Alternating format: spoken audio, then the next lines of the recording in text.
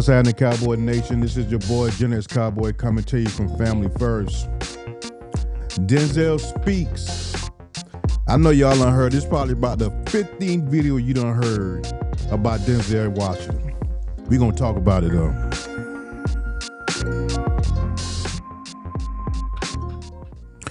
What's happening, family? This is your boy, Generous Cowboy, coming to you from Family First Sports. Please like and subscribe to the channel.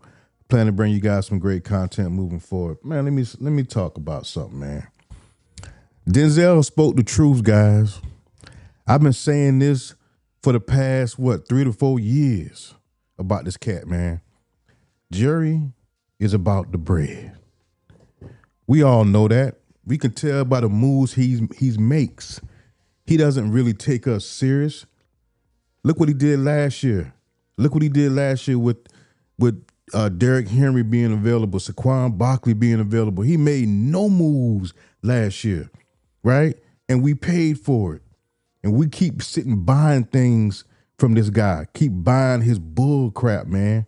But Denzel spoke today, and everything he said, I've been saying it for years. Now, if you guys have been under a rock all day, Denzel Washington spoke out on Dallas about Jerry Jones, about some of the things that's happening here. And he really spoke from the heart. He's a diehard Cowboy fan like a lot of us. And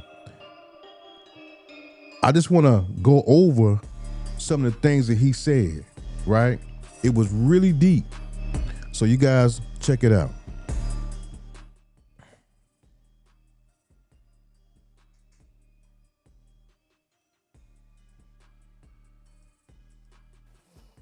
I like Pittsburgh. Mm-hmm. I don't like what Dallas is doing. I know they're making a lot of money, and I'm happy for the owner, but the fans ain't happy. I've been a fan. I grew up in Mount Vernon, uptown. Money earning. The Red Raiders, we were the Red Raiders in the 60s. I was the running back, and we used to shift like the Cowboys. Landry. So I said, oh, the Cowboys play like us. Right. I've been a Cowboy fan since the 60s. He's making it hard for me. Wow. Not to be a fan, because I'm still a Cowboy fan. I'm still going to have the star on the side of the hat. But he ain't thinking about us. He's thinking about his pockets. Been saying it all the while. Okay. I mean, says it all. And Jerry Jones on the phone. Nothing else needs to be said. What does he? Nothing else needs to be said. I've been saying this the whole time. This dude ain't thinking about us. Thank you, Denzel. Thank you, man. He needs to be embarrassed. He needs to be put on blast about what he's doing. And he just gonna chalk it up. And all these Cowboy fans, these the radio in Dallas, the media, they ain't gonna chalk this up as something hard and deep and a problematic. They gonna look at that as Jerry being Jerry. Denzel spoke out against Jerry. This is what every real Cowboy fan is feeling right now. I've been a Cowboy fan for 50 years. 50 years, man. This dude been doing the same thing over and over and over. The same thing. And I'm telling you, man, it needs to stop. It needs to stop because he destroys our franchise. We never go to the Super Bowl. It's because of one person. It's because of Jerry Jones, because he puts everything in front of him. The Cowboys ain't a concern. It's about him. It's always about him. We've known for years to help the Cowboys, he needs to step down, but he won't do it. He won't do it because he's the owner of the team. He pays all the bills. He makes all the money. He ain't going to do it. He will never, hear me out now, he will never do what's best for the Cowboys. He'll never do it. He'll never do it. We know he needed to step down years ago, but he's still there, still making stupid decisions, still making decisions that he don't make. He tried to put people in place to help out. Like Will McClay. He hired, that's the best thing he's ever done by hiring Will McClay. That's why we competitive, guys. It's because of Will McClay and his team. If Will McClay wasn't there, we'd be the Cleveland Browns. We would be the Cleveland Browns if Will McClay wasn't in the building. But Jerry and his son, it's a travesty, man. It's a travesty what he's doing. So Denzel just spoke the truth, man. He spoke the truth. I love that so much that a celebrity reached out. Somebody who can get on TV that people listen to. Denzel Washington is my favorite actor of all time, by the way. Of all time. Malcolm X. Come on now. I'm talking about all time. That's my guy, Denzel. I didn't even know he was a diehard Cowboy fan. I've been a Cowboy fan for 50 years. He said he's been one since the 60s. But he's hurting our team. He knows it. Everybody knows it. And the more heat that Jerry can get from this, the better. The better. And I ain't talking about no Michael Parsons contract. I ain't talking about that. That needs to be done too. I'm talking about Jerry. Jerry and how he destroys our franchise. How he takes all the hype and the good feeling that we had, the hope that we have, and he destroys it every year. I remember he told us that year that he's all in. Remember that? He told us he was all in and proceeded to do not a damn thing.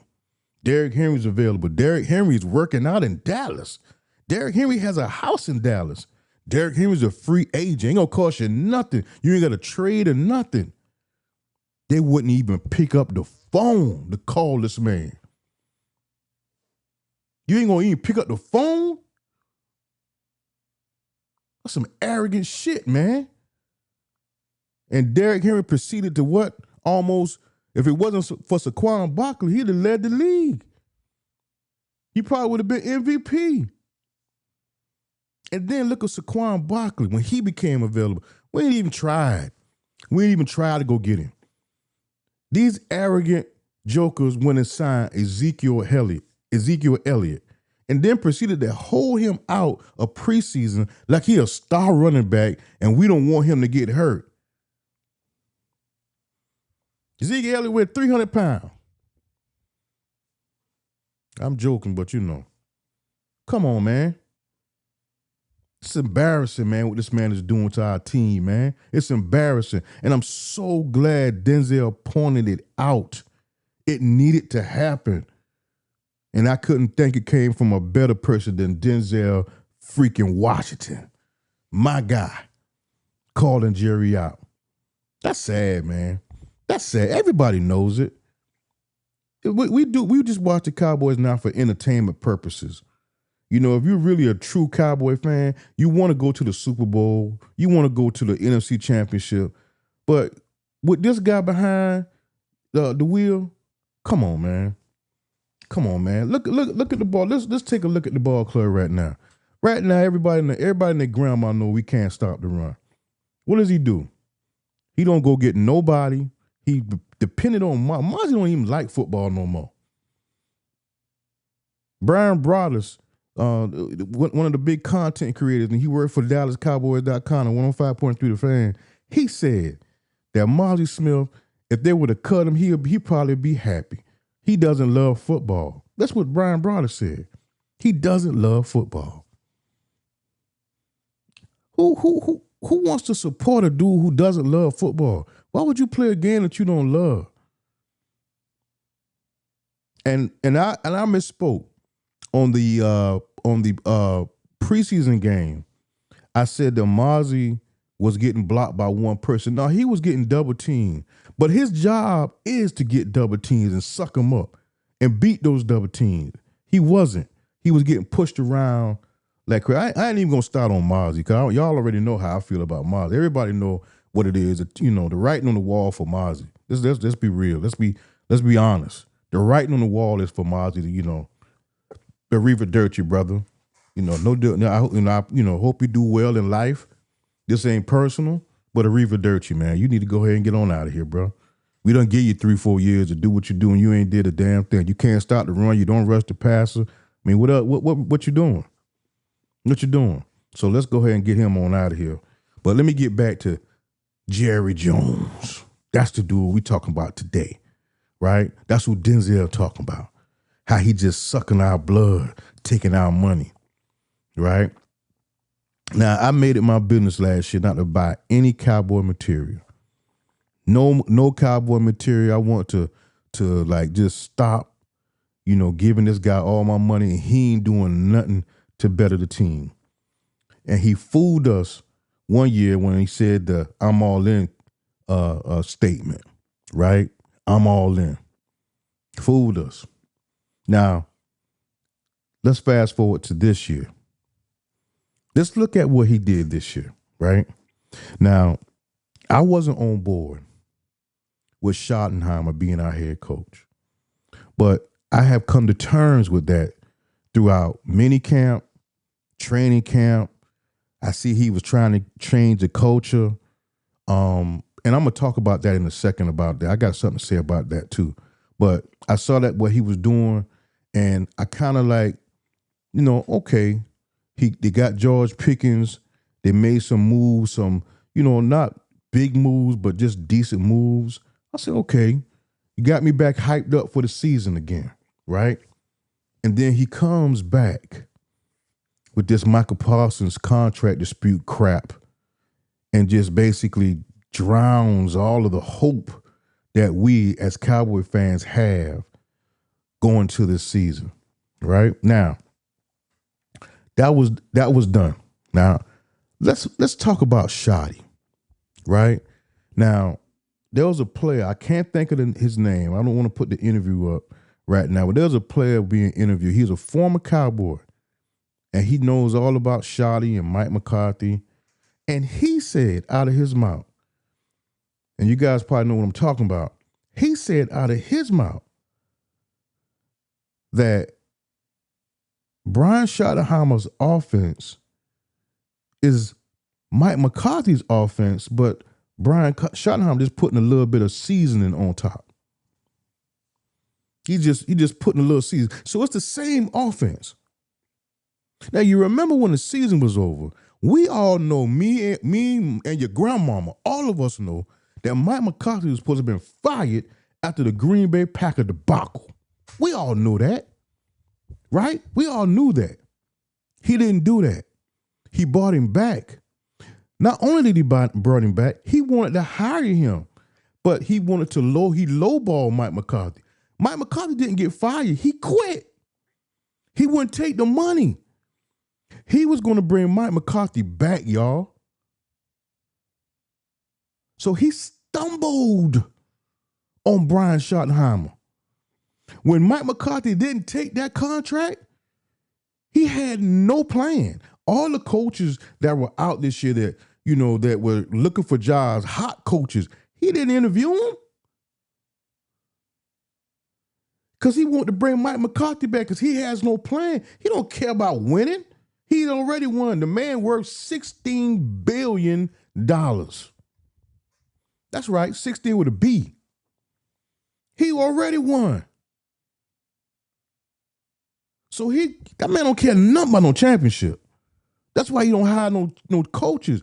Think about the coaches Jerry bringing here. He always underpaid, cheap coaches. Mike McCarthy, nobody was looking for Mike McCarthy. Jason Garrett, Dave Campo. This man cheap. He ain't trying to get no big name coaches. That's why we are where we are. He ain't trying to win. He trying to take our money, guys. And we stuck because we're in love with a team. There's a thing that say I'm in love with a bitch I can't stand. That's us as Cowboy fans. That's us as Cowboy fans. We in love with a product that don't love us. You ever been in a relationship with a person who you love with all your heart and they don't give a damn about you, but you still love them? It's hard to break up. Right?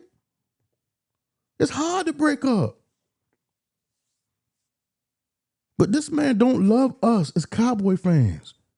That's why he don't do, he does a little something. He hired Brian Schottenheimer as the head coach. Nobody wanted Brian Schottenheimer as a coach. You know, it was so funny when he hired Brian Schottenheimer. Then all of these players and the media started coming out talking about how great a hire Schottenheimer was, and we might have got something good here. What are you talking about? Nobody invited this man in for an interview. And I'm not knocking Shotty. I'm just being honest. Nobody wanted him. So now he comes in the door because Mike McCarthy turned down that lowball offer, and Jerry walks out the room and just tripped up. Oh, hey, Brian Schottenheimer, hey, wait a minute. Let's hire him. It's running the same Mike McCarthy scheme that Dak is comfortable with, because Dak don't want to learn no new damn playbook. So let's hire him. And that's how we got Schottenheimer. Now, let me get to Schottenheimer.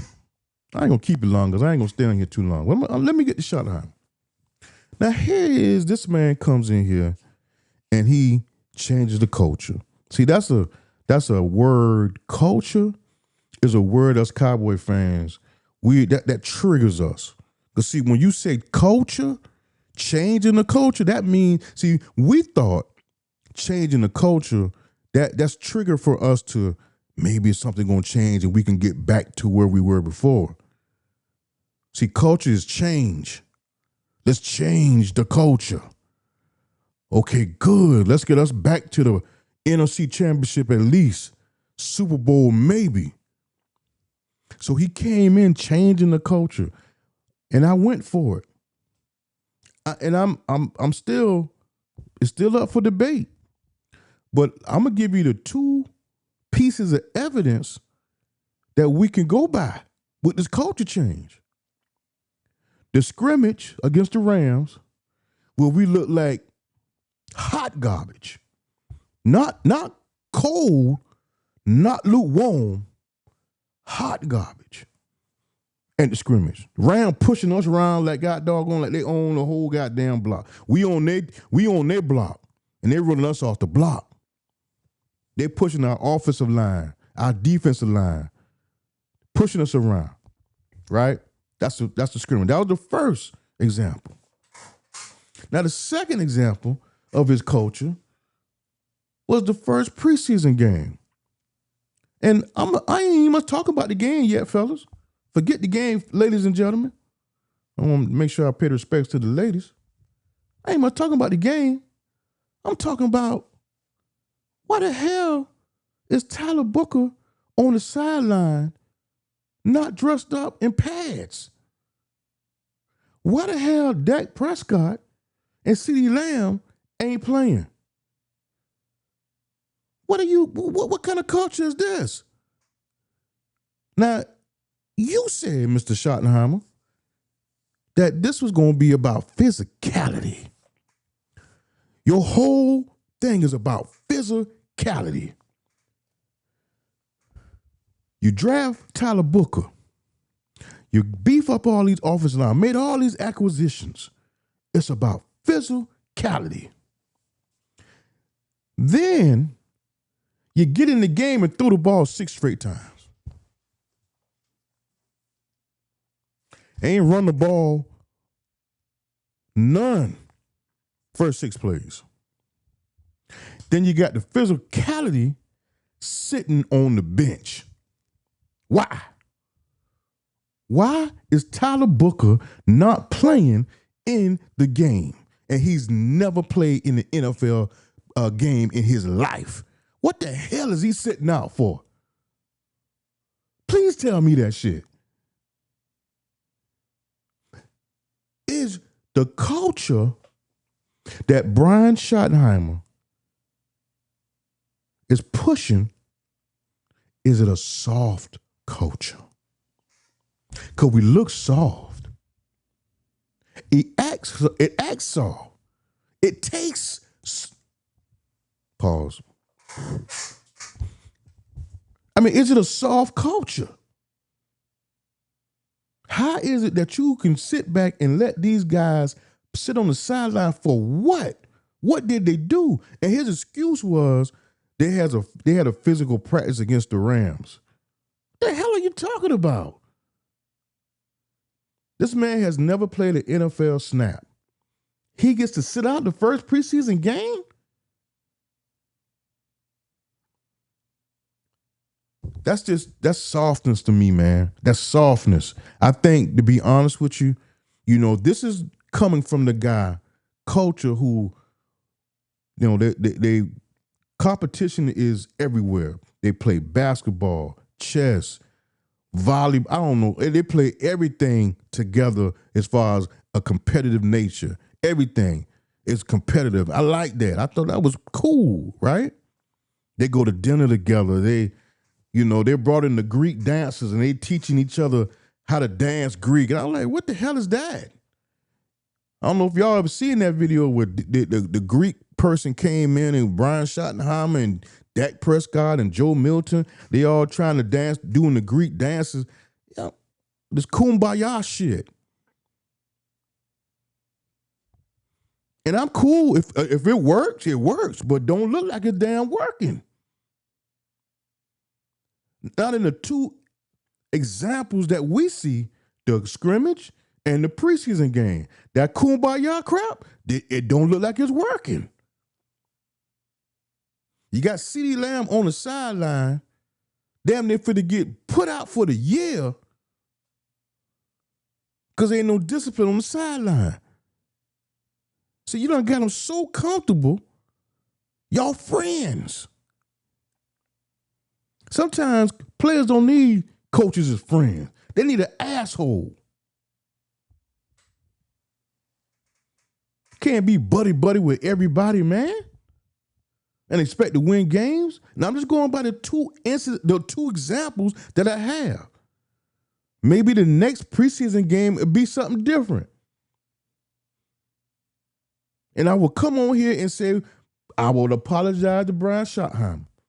But so far, that look like some soft stuff over there, bro. That's a soft culture that you're doing. You got jokers on the sideline, ain't never played a game in his life. And he's not playing. He ain't hurt. Ain't nothing wrong with him. He ain't playing. How is it that Joe Burrow and Jamar Chase playing in their first preseason game? You got the cat out of Kansas City, the MVP. He playing in his first preseason game. But Dak Prescott and CeeDee Lamb, what makes them special? They can't play. If they don't play the second game, they damn sure ain't playing the third game. What culture you putting together, brother? Now, don't play with me now. Don't lie to me and tell me you about physicality. You all about physicality, but you around here got your goddamn players on bubble wrap.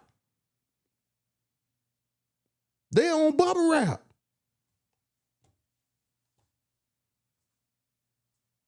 You can't protect these grown-ass men. Let them boys play, man. What you doing? And please stop calling this man Coach Shoddy. What the hell has he done to get a nickname? You got to earn the nickname. Where I'm from, I'm old school. Right? I'm Gen X, baby. I'm Gen X. And where we come from, you had to earn your nickname. You had to earn your nickname. Nobody's just going to give you a nickname unless they clowning you.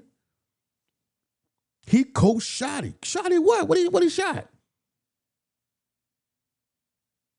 Tell me what he did. Win 9 ball game. Get us to the playoffs. Then I'll call you Coach Shoddy. Until then, your name is Coach Schottenheimer, sir. Hell out of here. Y'all tripping. Anyway, man, I just want to come on here, man, and give my thoughts on Denzel. I know so many content creators done give you their piece. what they got to say about it. I want to give you mine. You know, I don't care how many times. Let me tell you something about people who say, you know, everybody got their own, you know, they're saying the same thing. When you go to the grocery store, right, and you go on the bread aisle, you got all different types of bread, right? Guess what? At the end of the day, all that damn bread gonna be gone. It's just bread. There's so many different types of bread, but it's all gonna be gone. Same thing with content creators. You might have people saying the same thing, but we're gonna say it in our own style, and this is my style. Gen X, baby. Gen X. 50-year Cowboy fan. I'm gonna give it to you straight cut, no chaser. That's how we doing it. Shout out to my boy Star Lab and Eddie Jones, 50. Who else? All of some other my followers out there. Can't think of the name on the top of my head. I apologize. But shout out to my guys. I want to thank all of my subscribers for rocking with me, man. And yeah, man, it's gonna get great this season. This is who you're gonna see. You're gonna see this all season long, baby.